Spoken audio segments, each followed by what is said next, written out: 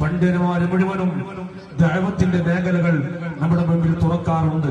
സത്യത്തിൽ ഓണാഘോഷമാണെങ്കിലും ലഹരിയാണെങ്കിലും ഏത് തീർവാശകളാണെങ്കിലും അത് തെറ്റാണ് എന്ന് അറിയാത്തതിന്റെ പേരിൽ നമ്മുടെ നാട്ടിൽ ചെറുപ്പക്കാരോ പെൺകുട്ടികളോ ആരും ഒന്നും ചെയ്യുന്നില്ല. നമ്മുടെ നാട് ഗുജറാത്തോ ആസാമോ ബംഗാളോ ഒന്നുമല്ല. കുഞ്ഞിളം പ്രായത്തിലെ 5ാം ക്ലാസ്സിലെയും 7ാം ക്ലാസ്സിലെയും 10ാം ക്ലാസ്സിലെയും ഒക്കെ സർട്ടിഫിക്കറ്റ് അഭിമാനത്തോടു കൂടി വാങ്ങി വീടിന്റെ ചുമരുകളിൽ പതിച്ചു വെച്ച കുഞ്ഞുങ്ങളാണ് നമ്മുടെ നാട്ടിലുള്ള വലിയവരും മുതിർന്നവരും എല്ലാവരും. ഒരുപാട് വർഷങ്ങളായി നമ്മുടെ നാട്ടിൽ ദീനീ സംവിധാനമുണ്ട്. തെറ്റാണെന്നും അരുതാത്തതാണെന്നും അറിയാത്തവരായി ആരുമില്ല. പക്ഷേ കണ്ണടച്ച് ഇരുട്ടാക്കിയതുപോലെ ഉറങ്ങുന്നവരെ വിളിച്ചുണർത്താൻ, പക്ഷേ ഉറക്കം നടിക്കുന്നവരെ വിളിച്ചുണർത്താൻ കഴിയില്ല എന്ന് പറഞ്ഞതുപോലെ ഈ ഓണാഘോഷങ്ങളിൽ ഈ പേക്കൂത്രം നടത്തുന്നതും ഈ ലഹരിയുടെ പിന്നാമ്പുറങ്ങളിൽ പ്രേമത്തിന്റെ പ്രണയത്തിന്റെ സർവ്വ അരാജകത്വത്തിന്റെയും പിന്നാമ്പുറങ്ങൾ പോകുന്ന മുഴുവനും ഹൃദയത്തിലേക്ക് ഈമാനിന്റെ 100 കടന്നു ചെല്ലാത്തതിന്റെ കാരണമാണെന്ന് നമ്മളൊക്കെ മനസ്സിലാക്കണം. അതുകൊണ്ട് ഒറ്റക്കാരും ഈ സദസ്സിൽ വന്ന മുഴുവൻ രക്ഷിതാക്കളോടും പറയുന്നു,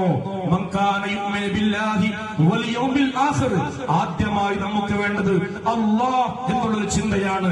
രണ്ടാമത് നമുക്ക് വേണ്ടത് എന്റെ ജീവിതത്തിന്റെ ജന്മം മുതൽ മരണം വരെയുള്ള സർവവും ക്വസ്റ്റ്യൻ ചെയ്യപ്പെടുന്ന, ചോദ്യം ചെയ്യപ്പെടുന്ന ഒരു ചെക്ക് പോസ്റ്റ് എന്റെ മരണശേഷം എന്റെ റബ്ബിന്റെ മുൻപിൽ വരാനുണ്ട് എന്നുള്ള ദൃഢമായ വിശ്വാസം നമ്മുടെ ഹൃദയത്തിലുണ്ടെങ്കിൽ ആരും നിയന്ത്രിക്കേണ്ട ആവശ്യമില്ല.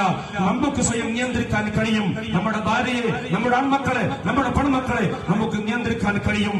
അതുകൊണ്ട് അല്ലാഹു സുബ്ഹാനഹു വ തആല എല്ലാ ആഹ്വാനങ്ങളും നൽകിയിട്ടുള്ളത് ധാർമ്മികമായി മുന്നോട്ട് കൊണ്ടുപോകുവാനാണ്. ഇൻഷാ അല്ലാഹ് ഞാൻ ചുരുക്കുന്നു.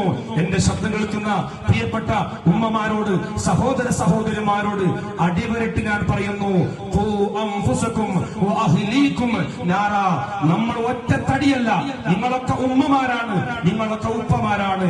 നിങ്ങളുടെ കീഴിൽ 5ഉം 7ഉം 10ഉം വയസ്സുള്ള ആൺകുട്ടികൾ വളരുന്നുണ്ട്, പെൺകുട്ടികൾ വളരുന്നുണ്ട്.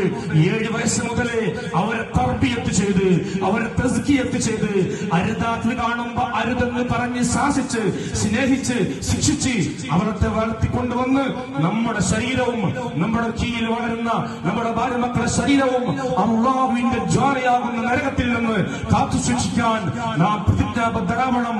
അതിനായിരിക്കട്ടെ ഈ ആഘോഷമെന്ന്